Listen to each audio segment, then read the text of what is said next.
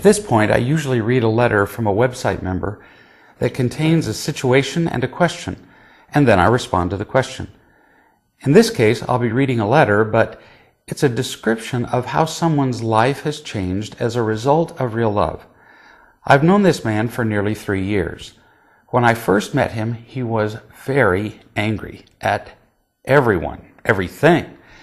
He was like a simmering volcano, and if anyone did anything that inconvenienced him or that he perceived might inconvenience him, he erupted and blamed his anger on that person or that situation or thing. Then he began to study real love. And at first, he blamed real love for his unhappiness. No surprise there. But he persisted. He attended a seminar. He read some books. He participated in webcasts and conference calls. Lots of them. And gradually, he began to feel the love of people who saw who he really was and who genuinely accepted and loved him consistently and over a long period of time. The other day, I got a letter from him in which he described a day at work.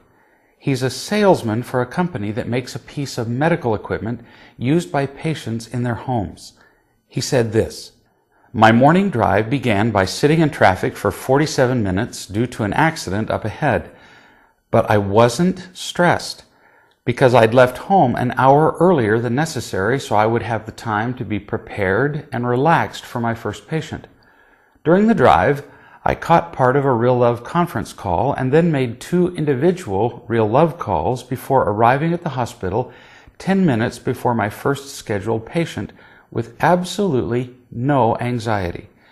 At the office, when I would open the door to the waiting room and call the name of the next patient, I made a specific point to greet him at the door, smile, introduce myself, and look into his eyes and in my mind say, 'I love you.'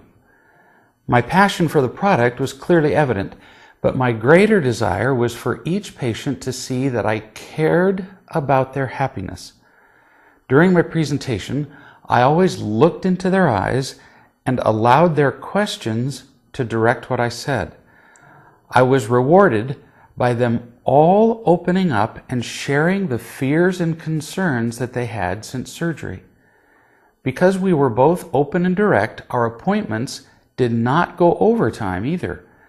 As I finished the paperwork for each patient, I would go to the waiting room and briefly explain to the next patient that I was finishing up with the patient before them, and I looked forward to visiting with them shortly. They were each grateful for this courtesy, and I realized that I was communicating to them that their time mattered to me. At the end of the day, I had sold 2 units, but made 8 friends. The patients who did not purchase gladly gave me their contact information and asked for more time to consider the purchase, and I believe some of them will purchase the unit in the future. 2 patients were not informed by their physicians about some of the postoperative consequences of their surgery, and I was grateful that I could help them with that information. Today was one of the greatest days I've had since beginning this job, and I wanted to share how much real love has contributed to making all this possible." End quote.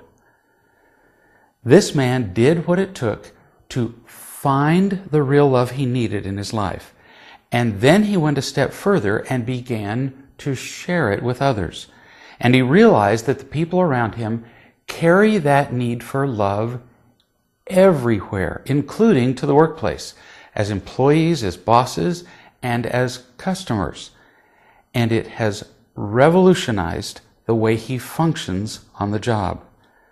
That realization can do the same for all of us.